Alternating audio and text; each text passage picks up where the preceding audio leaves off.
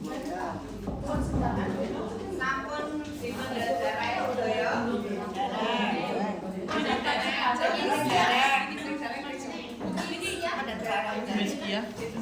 Ensia. Bismillahirrahmanirrahim. Assalamualaikum warahmatullahi wabarakatuh. Apa kabar ibu-ibu, bapak-bapak semuanya? Alhamdulillah. Sehat semuanya, sehat? Alhamdulillah. Beda lagi ya ininya, pematerinya ibu-ibu. Ya. Ada pepatah ibu yang mengatakan, tak kenal maka tak sayang. Izin memperkenalkan diri ibu-ibu semuanya, bapak-bapak. Saya Rida Sofiatul Khofifah, biasa dipanggil Rida. Asal saya dari Tasikmalaya, ibu-ibu. Tahu kamu Tasik, Bu? Iya, dari Jawa Barat. Jadi saya pakai bahasa Indonesia aja, nggak apa-apa, Bu? Ya, jauh, iya. Amin, ya amin, ibu-ibu juga, bapak-bapak semuanya sehat. Amin. Saya dari Tasikmalaya, Jawa Barat. Kebetulan ditugaskan di sini di puskesmas selama 6 bulan sampai Februari. Kemudian dari Maret 6 bulan juga ke rumah sakit RSUD gitu. 1 tahun Bu di Wonosobo. Ya. Dingin banyak. Dingin Bu. Dingin banget. Seger, jalannya seger. Iya seger Bu ya. Iya. Bu, hari ini kita akan belajar tentang apa? Ada yang tahu nggak Bu? Iya betul. Sekarang kita pada kesempatan hari ini akan belajar tentang kaki mati rasa, luka tak terasa, bahaya neuropati pada diabetes. Ibu-ibu tahu kan diabetes? Tahu? Tahu ya? Apa Bu?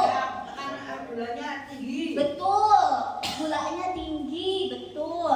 Nah, ini ada salah satu komplikasi Bu. Komplikasi itu jadi makin parah, biasanya ada yang punya penyakit-penyakit lain yang mengikutinya.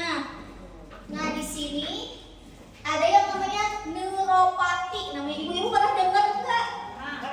Pernah dengar? Neuropati diabetes. Jadi biasanya kakinya itu mati rasa. Kalau mati rasa lama-lama kalau kena luka nggak berasa Bu. Tapi biasanya memang nggak selalu tiba-tiba mati rasa. Biasanya diawali dengan apa Ibu? Kesemutan. Nah ibu-ibu udah pinter-pinter ya. Oke. Nah biar kita ulas ya Bu ya. Kita awali dengan diabetes. Nah, diabetes itu apa? Diabetes itu sering dikenal dengan kencing manis atau penyakit gula ya Bu ya. Gula itu penting gak sih Bu buat tubuh? Penting ya, untuk apa? Energi. Betul, energi. Tapi kenapa kebanyakan gula jadi nggak bagus ibu-ibu? Gitu. Harusnya tubuh kita ya ibu-ibu, gulanya itu harus diproses di dalam tubuh. Jadi ada hormonnya namanya insulin. Jadi gula masuk ke dalam tubuh, insulin memproses gula tersebut. Nah, kalau misal insulinnya gangguan, entah insulinnya yang terganggu atau yang kedua pabriknya pabriknya nggak memproduksi insulin sehingga terjadilah penyakit gula. Gitu. Makanya kan ada pasien-pasien yang akhirnya menggunakan insulin gitu ya, dari luar insulinnya. Normalnya itu insulin itu ada di dalam tubuh, tapi sayangnya tidak semua orang tuh normal di tubuh hormon insulinnya. Nah, Bu Ibu, ada yang tahu nggak normalnya gula darah tuh berapa?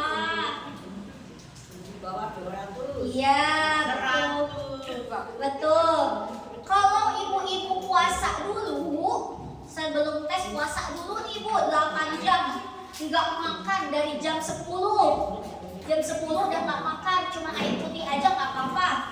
Itu puasa dulu, gula darah puasa normalnya berapa Bu? Di bawah 100. Di bawah 127 boleh.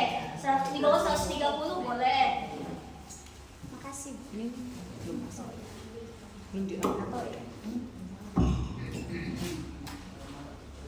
Kemudian kalau misal ibu-ibu habis puasa terus sama laborannya, Bu boleh makan tuh, boleh makan. Nah, baru namanya itu gula darah sewaktu. Gula darah sewaktu normalnya berapa ibu-ibu? 120. Kalau puasa baru ibu di bawah 127. Kalau gula darah sewaktu di bawah 200 kayak gitu.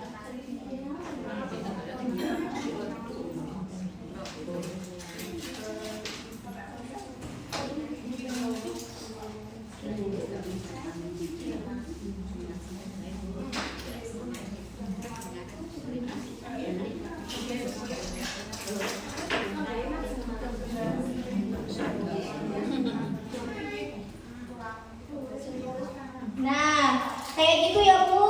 Jadi kalau dicek darahnya, gula darahnya segini Bu, di atas 200, atau gula darah puasa di atas 126, ini yang diabetes. Ditambah ada gejalanya ibu-ibu. Gejalanya apa?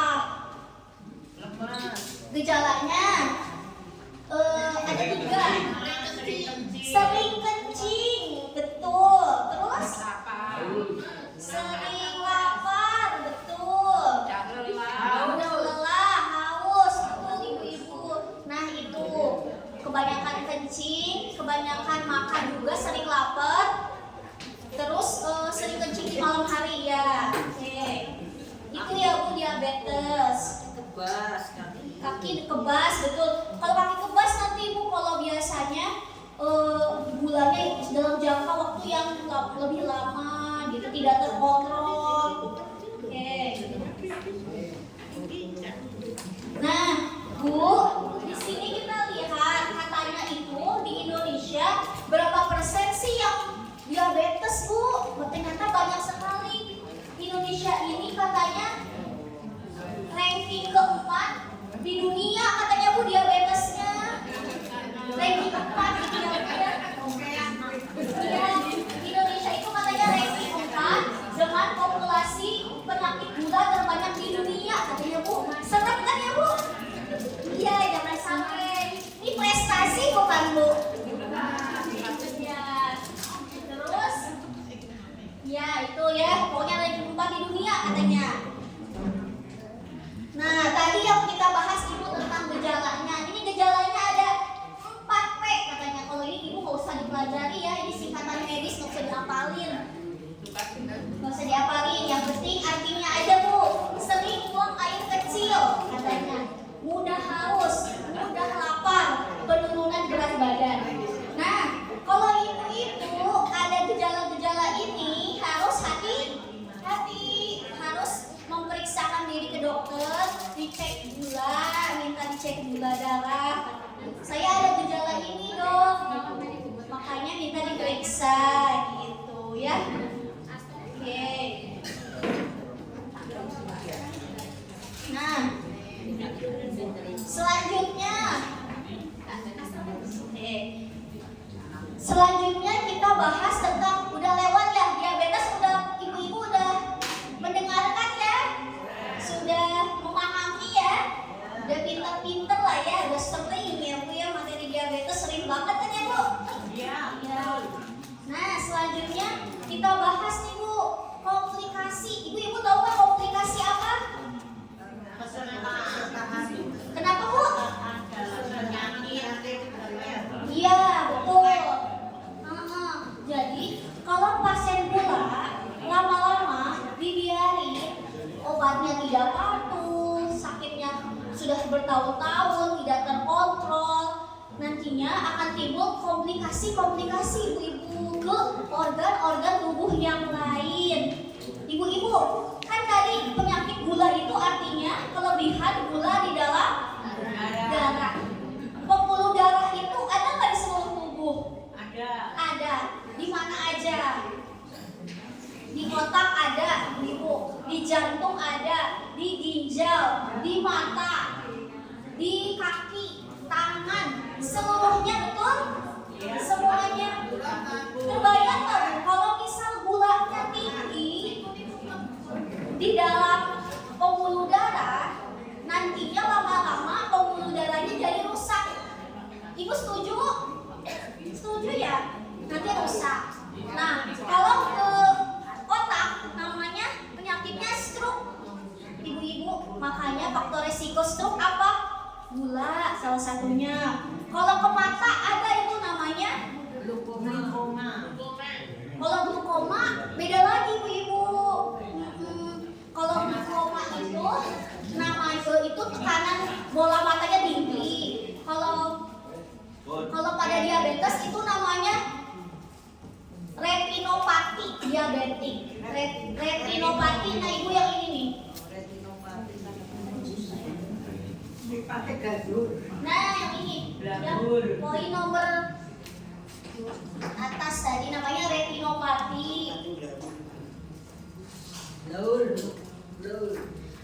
Kalau bisa katarak juga, kalau glukoma itu beda lagi penyakitnya. Penyebabnya itu tekanan bola mata, tapi bisa sih menjadi salah satu pendukung juga gitu, retinopati. Jadi di dalamnya, di organ di bagian dalam matanya rusak tuh retinopati.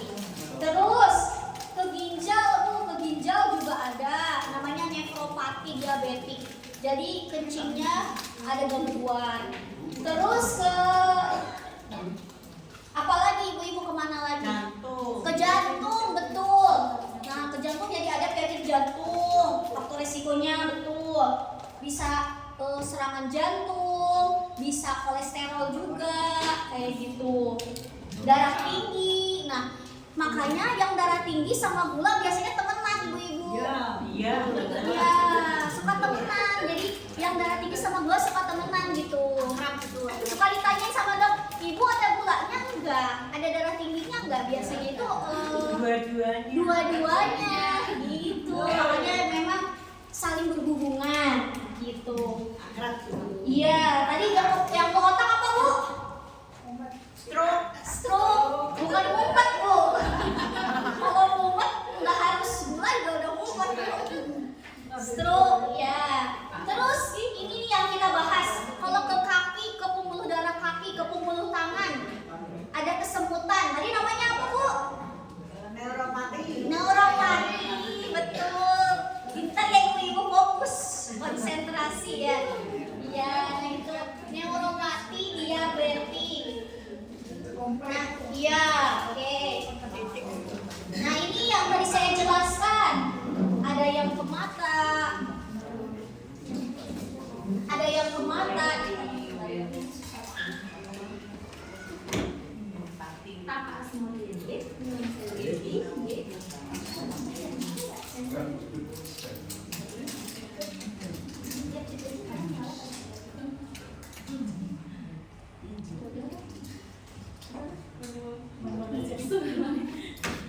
Maaf ya Bu, ada gangguan teknis. Nggak apa-apa ya.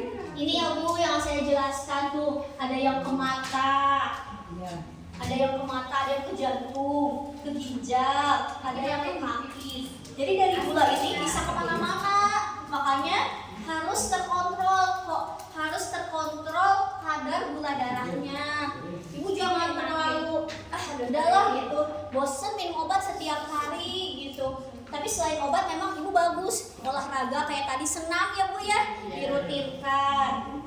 Terus, nah apa itu neuropati diabetik?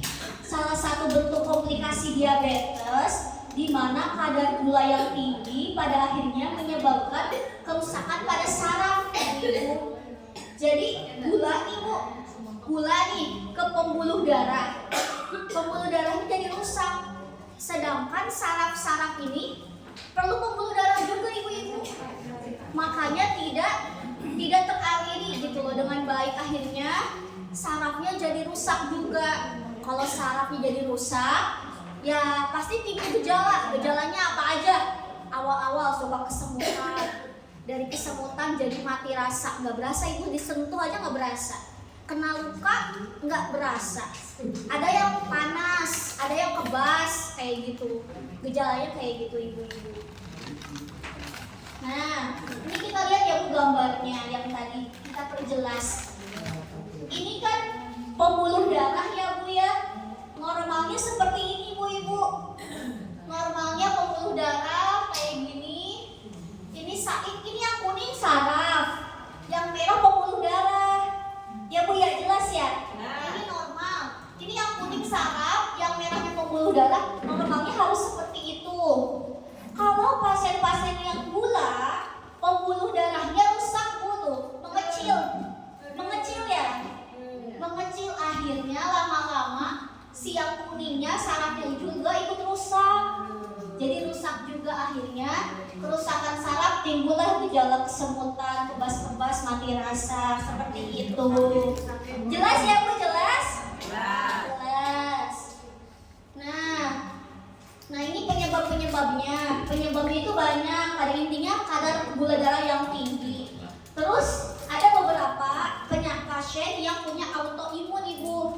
Autoimun ini jadi sistem imun tentara ini melawan tubuhnya sendiri, tapi ini sangat jarang ya bu ya, ada tapi jarang. Terus makin memperberat keadaan kalau merokok bu, minum alkohol. Nah itu katanya, makanya merokok ini memperburuk kondisi, karena rokok ini kan mengandung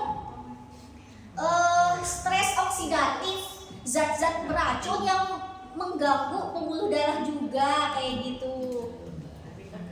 Nah, terus katanya gimana gejala-gejalanya?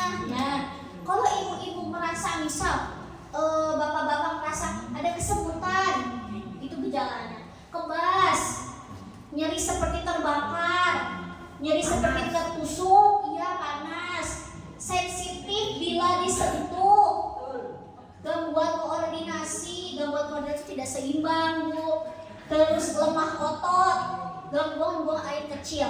Nah jadi gini bu ibu, sebenarnya saraf ini nggak cuma di kaki, di tangan, kesemutan aja gejalanya, tapi kan ke organ-organ juga. Misal organnya ke pencernaan, jadi diare, jadi sulit BAB.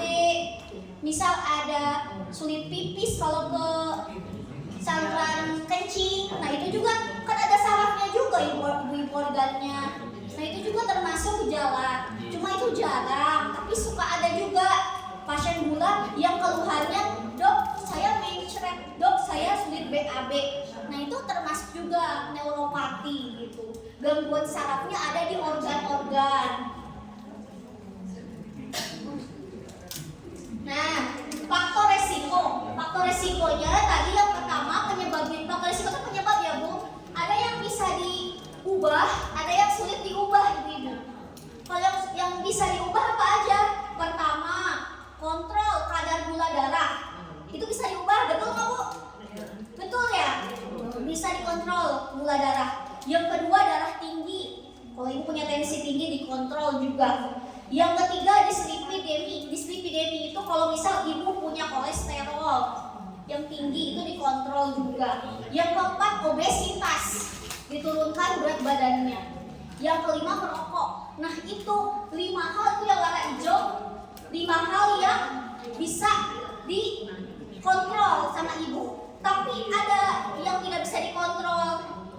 Yang pertama durasi, jadi udah lama sakitnya berapa tahun. Yang kedua usia, faktor usia. Biasanya usia yang sudah di atas 40-50, tapi ibu zaman sekarang ya bu ya, 30 tahun udah ada yang sakit gula ini. Anak kecil aja. Kenapa bu? Anak kecil aja bisa. Iya, anak kecil itu biasanya faktor keturunan atau kerusakan ini bu, pabriknya. Iya betul ibu pinter ya, udah tahu pankreas. Itu betul. Kalau anak kecil biasanya rada beda sedikit sih, ke penyebabnya itu rada beda.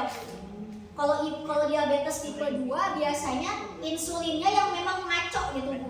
Nah kalau anak kecil insulinnya emang nggak ada ibu-ibu, pabriknya nggak memproduksi. Pabriknya siapa namanya? Pankreas itu gitu.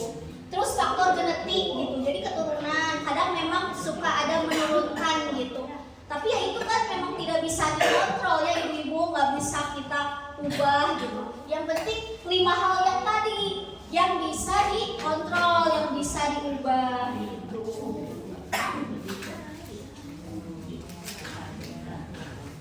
Oke, pencegahan.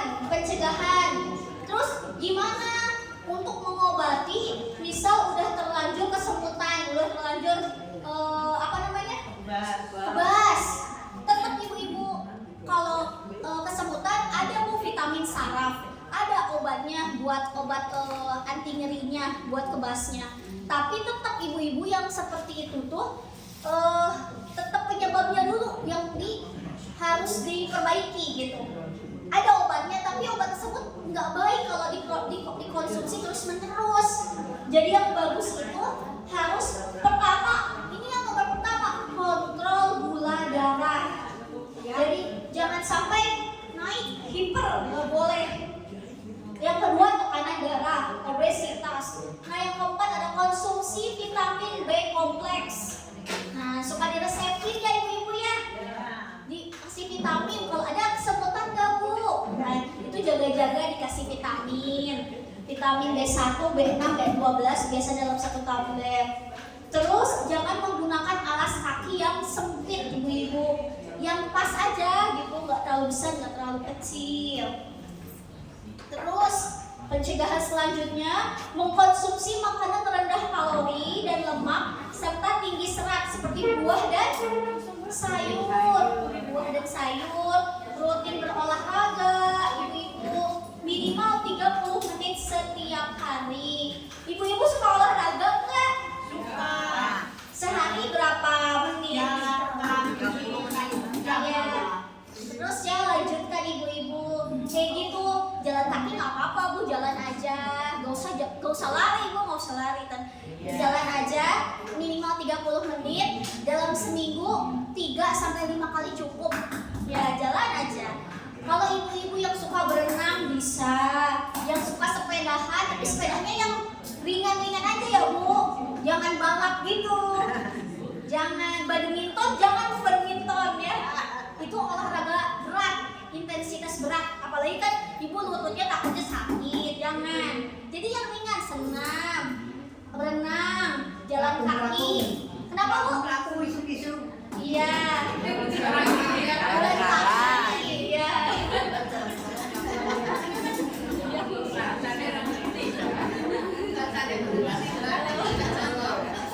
Terus, iya belajar juga bu. Saya belajar sama ibu. Jalan-jalan, ya. Terus ada mengurangi berat badan bu. Jadi kalau ibu-ibu yang punya berat badan berlebih itu harus dicoba dikurangi gitu. Itu juga salah satu pencegahannya. Makanya suka ditimbang kan ya bu. Ditimbang di poli bisa kontrol beratnya berapa. Saya lebih atau normal dong. Tapi coba diturunkan pelan-pelan. Terus rutin kontrol, kemudian menjaga kaki tetap bersih dan tidak kering. Tidak berjalan dengan bertelanjang kaki sekalipun di dalam rumah. Gitu, mengenakan sepatu yang pas, memeriksa kaki setiap hari. Jadi ibu-ibu kalau di rumah boleh pakai alas kaki. Terus hati-hati kalau jalan pakai alas kaki, jangan sampai udah luka nanti lebih susah sembuhnya gitu. Nah ini makanan, ini diet makanan untuk pasien gula. Nah jadi untuk makanan ya bu ya, makanan yang dikonsumsi disesuaikan dengan berat badan. Konsep piring makan model T ibu. Nah bu, katanya ini buah dan sayur harus segini bu. Iya, setengah piring ini bu. Karbohidrat nasi atau kentang, boleh pakai ubi, pakai jagung, singkong, segini cukup bu, seperempat gitu. Ini protein bu, protein itu kayak daging-dagingan, telur, kacang merah, kacang hijau, segini cukup katanya Bu. Itu aturan makan untuk pasien yang gula gitu. Terus jadwal makannya gimana? Bagusnya 3 kali makan, sehari 3 kali dengan diselingi makanan ngemil gitu ya, ngemil 2 sampai 3 kali boleh. Tapi ngemil jangan gorengan ibu-ibu. Ngemilnya yang buah-buahan gitu ya. Gorengan madu gimana gitu. Iya. Terus gimana kalau bumbu-bumbu dapur Bu? Gula, garam, lemak. Nah, jadi bagusnya katanya untuk jelas ya. Gula itu bagusnya 4 sendok per hari setiap orang. Itu maksimal. Itu gula ya Bu. Gula berapa sendok? 4 sehari ya Bu. Kalau garam berapa sendok? Maksimal 1 sendok Bu. Maksimal 1 sendok. Kalau lemak 5 sendok. Lemak tuh kayak minyak gitu ya. Jadi kalau garam maksimal 1 sendok Bu. Itu setiap orang dalam sehari. Gula 4 sendok, lemak 5 sendok. Dikira-kira aja tuh sama ibu ya. Gitu. Nah, terus kapan kalau perlu ke dokter? Yang pertama, kalau misal ibu ketahuan di kakinya ada luka, ada luka, terus susah sembuh, nah itu harus ke dokter. Kemudian, misal ada perubahan pada gairah seksual, kemudian ada gangguan buang air kecil, buang air besar. Kalau ada gangguan pipisnya nggak enak, buang air besarnya nggak enak gitu ya Bu ya. Terus ada nyeri atau rasa terbakar pada kaki dan tangan, itu boleh ibu langsung datang aja ke dokter kayak gitu. Oke ibu-ibu, udah jelas Bu? Jelas. Iya. Ini saya ada pertanyaan Bu. Cara merawat kaki agar terhindar dari luka gimana Bu? Pakai alas kaki, betul. Alas kakinya yang pas ya Bu ya, jangan terlalu besar, terlalu kecil. Kadang Bu, pasien gula yang sudah parah, pasiennya itu tidak sadar pakai sepatu atau pakai sendal. Nggak sadar pakai, udah lepas aja, nggak sadar kalau udah kayak gitu ya. Nah itu kan harus terkontrol gulanya, jadi jangan sampai kayak gitu. Oke ibu-ibu, sudah selesai. Alhamdulillah. Ya. Oke ibu-ibu gimana, sudah jelas? Jelas. Ada yang belum dipahami? Oh iya, Bapak boleh. Saya ingin tanya, karena saya melihat di HP yang sering disebutkan dia, menurut di HP itu kalau terlalu atau orang diabetes minum metformin itu adalah makan tidak baik. Nah, kacau gitu. Nah, itu apakah betul dan seperti itu? Terima kasih. Oke, siap Bapak. Metformin ya Bu ya. Ya. Nah, ada yang mau